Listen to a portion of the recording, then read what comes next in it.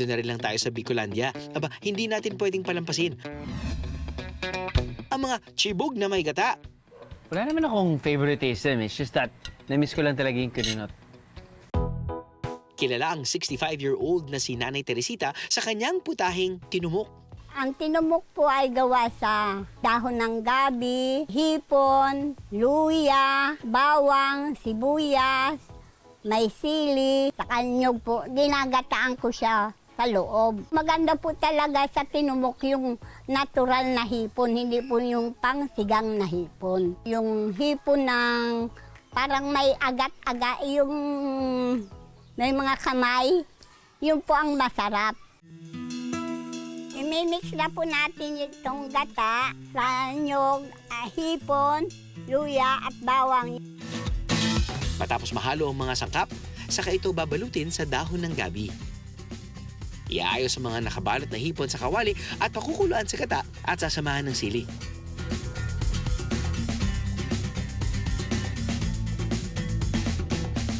Kasi special po kasi parang ang sangkap Pinoy. Pinoy ang dating. Hindi lang daw nakabubusog ng tiyan ang tinumok ni Nanay Teresita.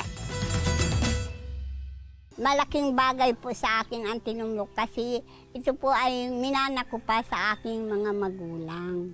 Lalo na po ngayon na ako'y naging balo na, siya po ang nagiging kong panghanap buhay sa 8 ko pong anak. Sa akin, ang tinumok, kakabalan ng aking buhay.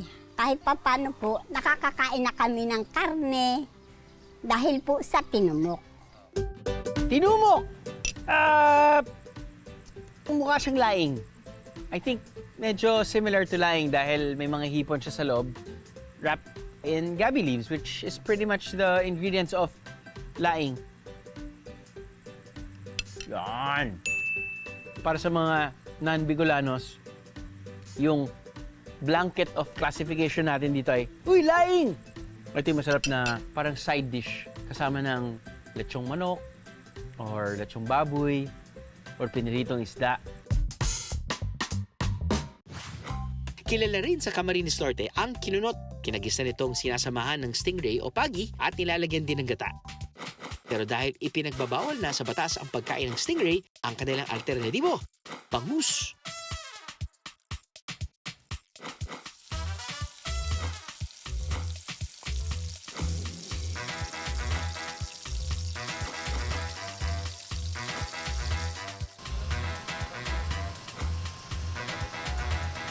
Antayin lamang itong kumulo at ihalo ang dahon ng malunggay. Pakukuluin hanggang magmantika at pwede nang isama sa mainit na kanin. Wala naman akong favoritism. It's just that, na-miss ko lang talaga yung kununot.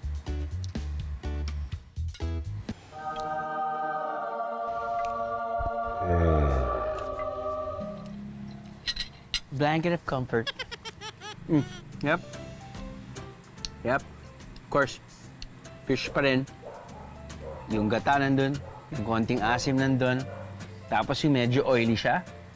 Siyempre, may konting kagat, pero wala masyado. Pero yung oiliness niya, tapos ilalagay mo ng kanin, the best. Extra rice, please. I have the meeting is BIA. All you gotta do is just subscribe to the YouTube channel of GMA Public Affairs and you can just watch all the Behind the Show episodes all day, forever in your life. Let's go! Yeehaw!